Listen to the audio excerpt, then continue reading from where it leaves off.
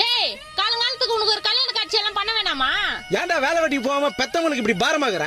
நான் எங்க பாரமாக்குறேன்? வீட்டுல ஒரு ஓரமா தானே இருக்கிறேன்.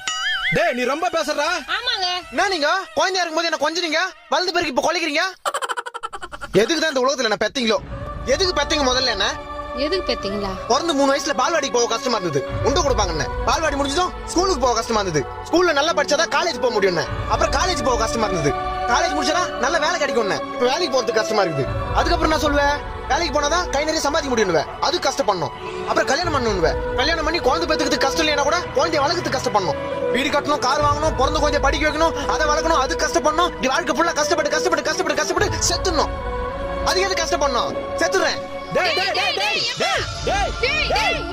நான் பின்னாடி வந்துக்கிறீங்க. செத்துறேன்னா செத்துருவாங்களா?